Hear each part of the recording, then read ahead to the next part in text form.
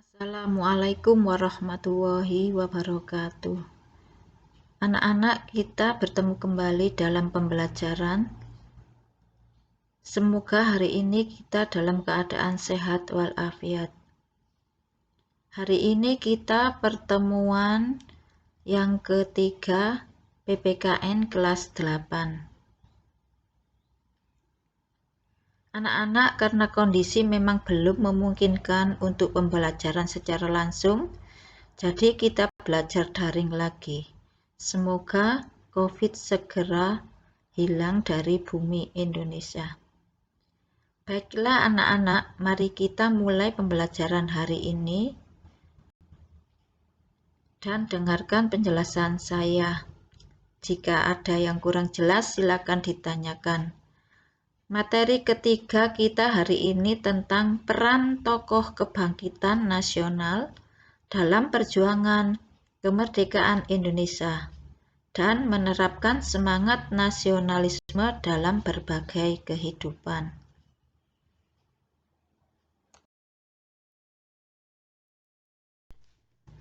Kita mempelajari tokoh pertama kebangkitan nasional, yaitu Dr. Wahidin Soedirohoesodo. Beliau lahir tanggal 7 Januari 1852 di Sleman, Yogyakarta, dan wafat pada tanggal 26 Mei 1917 dan dimakamkan di Sleman, Yogyakarta.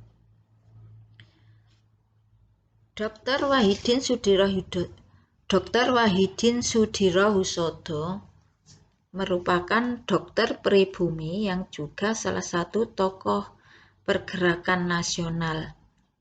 Beliau memiliki cita-cita meningkatkan taraf hidup masyarakat Jawa.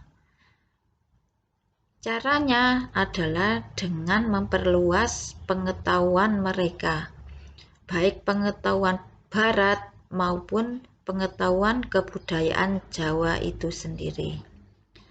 Nah, ada gagasan penting yang diutarakan oleh Dr. Wahidin Soedirohoesodo adalah perjuangan pergerakan nasional, yaitu organisasi yang memiliki tujuan memajukan pendidikan dan meningkatkan martabat bangsa.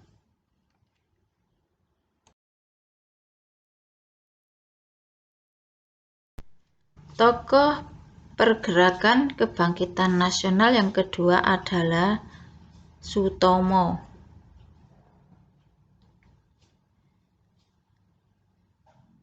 Sutomo adalah tokoh pergerakan nasional yang pernah menjadi dokter pemerintah untuk berbagai daerah di Jawa dan Sumatera. Sutomo melanjutkan studi kedokterannya di Belanda tahun 1919 sampai 1923. Bersama para pelajar Stovia, Sutomo dan rekan-rekannya mendirikan Budi Utomo tanggal 20 Mei 1908. Budi Utomo merupakan sebuah organisasi modern pertama di Indonesia. Kemudian Sutomo diangkat menjadi ketuanya, dan organisasinya diberi nama Organisasi Budi Utomo, dibentuk dengan tujuan memajukan pengajaran dan kebudayaan. Tahun 1924, Sutomo mendirikan Indonesia Study Club atau disingkat ISB, yang merupakan wadah bagi kaum pelajar Indonesia. Berhasil mendirikan sekolah tenun, bank kredit, dan koperasi. Tahun 1931, ISB berganti nama menjadi Persatuan Bangsa Indonesia atau disingkat PBI. Pada bulan Desember 1935, karena tekanan Belanda, Budi Utomo dan PBI digabung menjadi Partai Indonesia Raya yang disingkat Perindra.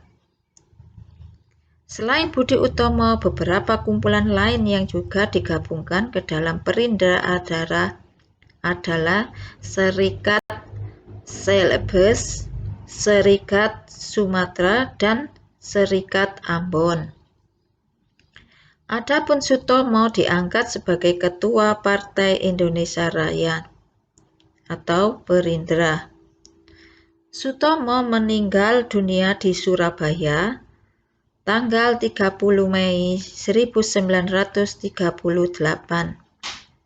Selanjutnya, berdasarkan Keputusan Presiden Republik Indonesia Nomor 657 Tahun 1961, Sutomo diangkat menjadi Pahlawan Kemerdekaan Nasional.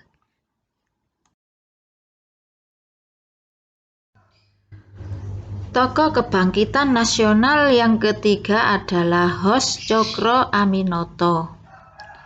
Lahir 16 Agustus 1883 di Ponorogo, Jawa Timur.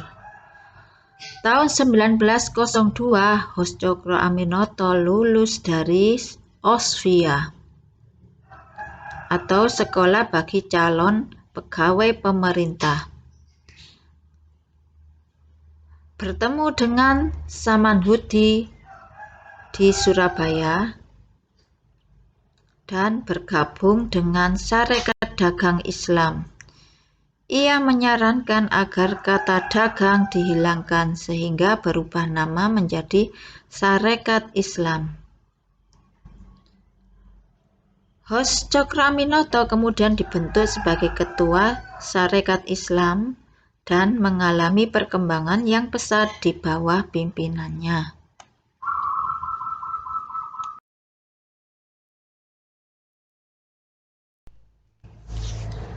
Tokoh yang keempat adalah Dausdeker atau Danudirja Setiabudi.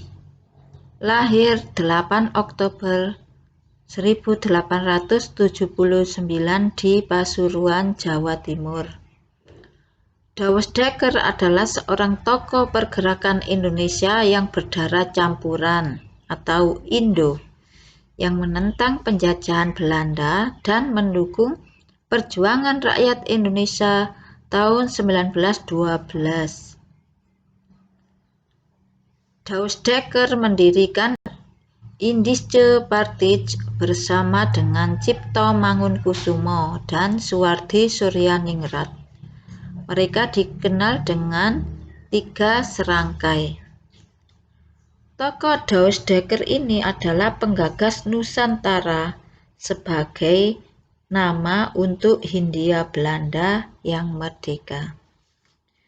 Jadi anak-anak, sebelum kita memiliki nama Indonesia, ketika negara kita dijajah oleh Belanda, nama negara kita adalah Hindia Belanda.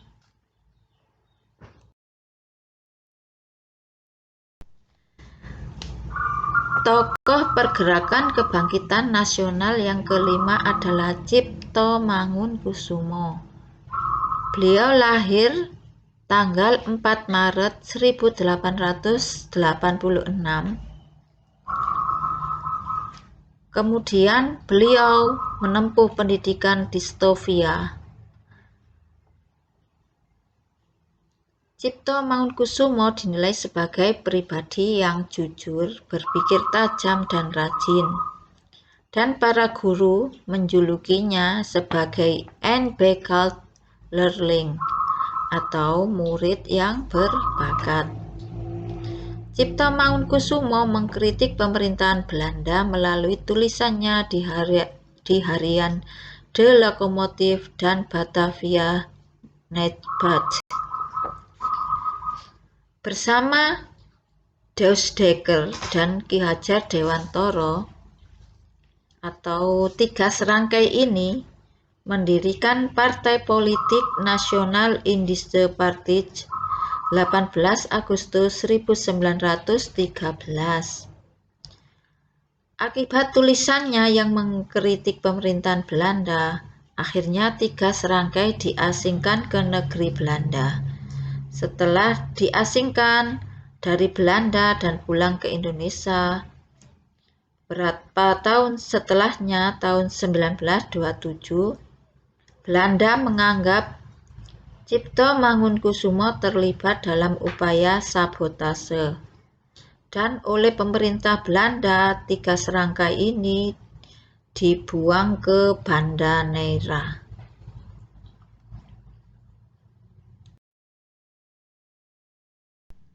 Tokoh kebangkitan nasional yang keenam adalah Suwardi Suryaningrat. Lahir 2 Mei 1889 di Pangalaman. Setelah menamatkan ELS, ia melanjutkan ke sekolah dokter atau Stovia. Disinilah ia mulai mengenal dunia politik. Namun ia tidak dapat menyelesaikan studinya karena sakit. Dalam perjalanan hidupnya, ia bertemu dengan Douwe Dekker. Akhirnya bersama Cipto Mangunkusumo mereka mendirikan Indische Partij yang merupakan partai politik pertama yang memperjuangkan kemerdekaan. Tahun 1913, ketika Hindia Belanda sedang merayakan 1 abad kemerdekaannya dari Perancis, Suwardi Suryaningrat menulis sebuah artikel yang sangat terkenal dengan cara untuk mengkritik pemerintahan Belanda, yang berjudul Als ik een Nederlander was, yang dalam bahasa Indonesianya seandainya saya seorang Belanda. Tulisan ini dimuat dalam surat kabar The Express tanggal 13 Juli 1913. Akibat dari tulisannya tersebut, beliau diasingkan ke negeri Belanda. Setelah diasingkan, sekembalinya ke tanah air tahun 1922, beliau mendirikan sekolah yang diberi nama National Onderwijs Instituut Taman Siswa atau Perguruan Nasional Taman Siswa. Suwardi memiliki semboyan tersendiri dalam hal pendidikan. Semboyan ini sangat terkenal sampai saat ini, yaitu Ing ngarsa sung tulodo, ing madya mangunkarsa, tut uri handayani, yang artinya di depan memberi contoh, di tengah memberi semangat, dan di belakang memberi dorongan. Beliau kemudian mengubah namanya menjadi Ki Hadjar Dewantara saat berumur 40 tahun. Tahun 1934 ia ikut membentuk PUTERA atau Pusat Tenaga Rakyat. Pada masa kemerdekaan ia menjabat Menteri Pendidikan. Ki Hadjar Dewantara wafat di Yogyakarta tanggal 26 April 1959.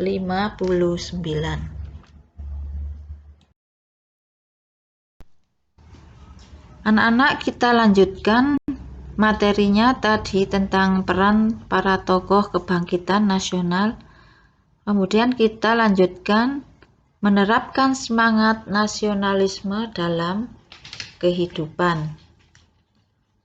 Berikut beberapa contoh kegiatan sederhana yang bisa kita lakukan untuk memupuk sikap nasionalisme yang tinggi. Yang pertama adalah cinta produk dalam negeri. Dengan mencintai dan menggunakan produk dalam negeri, secara tidak langsung kita menjadi promotor sekaligus endorse produk-produk lokal. Tidak hanya meningkatkan pendapatan masyarakat lokal, tapi juga menaikkan pamor produk Indonesia di pasar internasional. Sikap yang kedua adalah mengikuti upacara bendera. Anak-anak, setiap ada upacara kita wajib mengikutinya secara khidmat. Selain menjadi peserta, kita juga bisa menjadi petugas upacara. Tujuannya adalah menghormati dan mengenang para pahlawan yang berjuang mati-matian melawan penjajah. Karena tanpa perlawanan gigih beliau atau para pahlawan, kita mungkin belum mencicipi kemerdekaan hingga sekarang. Sikap yang ketiga adalah bangga akan bahasa dan budaya lokal. Meski kita begitu fasih berbahasa asing, tapi jangan pernah lupakan bahasa daerah dan pastinya bahasa nasional kita, yaitu bahasa Indonesia. Kalau bukan kita, siapa lagi yang bakal meneruskan warisan budaya tanah air? Sikap yang keempat adalah harumkan nama negara.